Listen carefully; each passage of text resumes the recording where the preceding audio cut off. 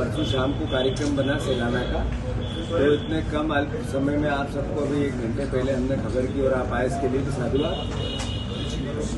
आज मैं कल विजयपुर में था। रात को करीब 8:30 बजे मैं शिवपुर से चला, तो 8:30 बजे से पहले 2 दिन से वहाँ घटनाएं घटी है।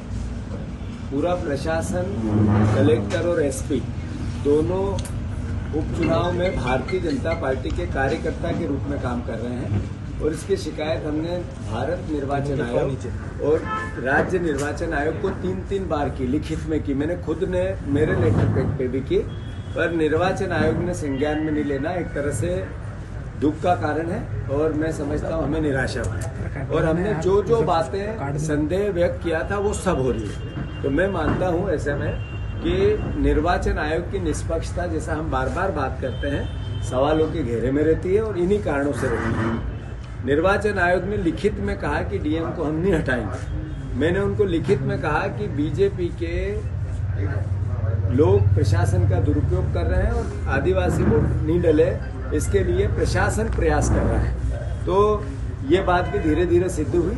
और दूसरी बात, हमने सूचना दी थी कि डाकुओं को, आपराधिक तत्वों का चुनाव में उपयोग होगा।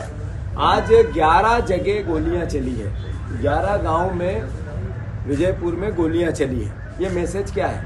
ये मैसेज है, और वो गोलियां किसने चलाई? राजस्थान के चिन्हित डाकुओं ने, जिन पे 30-30, 40-40, 50-50 प्रकरण है। 10-10 लोग, 9 लोग लगातार मोटरसाइकिलों से, बड़ी गाड़ियों से जाते हैं, ऊपर फायरिंग करते हैं। आदिवासियों को कहते हैं कि एक भी वोट डला तो पूरे गांव को पे गोलियां बरसा देंगे। ये इस तरह की अराजकता फिल्मों में देखी गई थी। मैं समझता हूँ ये कभी वास्तविकता में सुनी या पढ़ी नहीं जा सकती। ये भारतीय जनता पार्टी की सरकार, मोहन यादव जी पे भी मेरा आरोप है कि मुझे सूचना मिली कि उन्होंने सामाजिक मीटिंगें ली, तब ये कहा कुछ भी करो, मुझे चुनाव जीता हुआ चाहिए। ये कुछ भी करो, मुख्यमंत्री की भाषा और भावना, ये लोकतंत्र को कलंकित करती है। और मुख्यमंत्री हमारे भी हैं, प्रदेश के हैं, सिर्फ बीजेपी के नहीं है। और इस तरीके से अगर ये चुनाव प्रणाली को बाधित करेंगे या प्रभावित करेंगे तो फिर ये लोकतंत्र बचेगा कैसे? मैंने निर्वाचन आयोग को जो लिखित में कहा कि कलेक्टर और एसपी को इसी वक्त हटाना चाहिए, लाइन अटैच करना चाहिए, उनकी जगह दूसरे अधिकारी भेजना चाहिए। और मैं खुद कल शिवपुर में, हम कांग्रेस पार्टी के, मैंने पहले भी कहा था, 2-4-5 हजार कार्यकर्ता वहीं रहेंगे।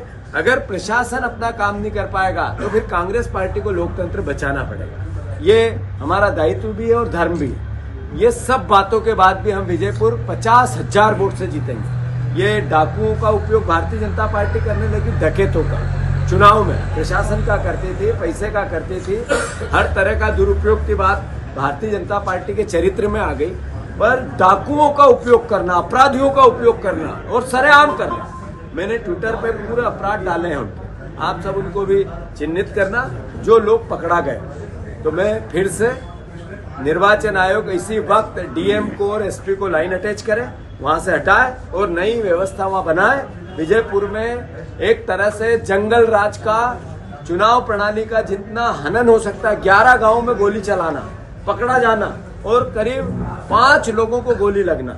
जो पकड़ा गया डाकू वो हिस्ट्री सीटर है, जिसको लोगों ने पकड़ लिया। मतलब ये क्या मैसेज है? तो मैं फिर से मोहन यादव जी की भर्त्सना करता हूँ। मुख्यमंत्री रहते हुए वो इस भाषा को उपयोग करते हैं, कुछ भी हो मुझे चुनाव जीता हुआ चाहिए।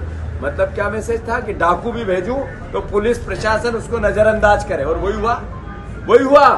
तो हम इसकी निंदा करते हैं और बुधनी के भी चुनाव के परिणाम आश्चर्यजनक रहेंगे, आश्चर्यचकित रहेंगे। धन्यवाद। अगर आप ये वीडियो YouTube पर देख रहे हैं तो हमारे चैनल को सब्सक्राइब करें और बेल आइकन को दबाना ना भूलें। अगर आप Facebook पर ये वीडियो देख रहे हैं तो हमारे पेज को लाइक करें।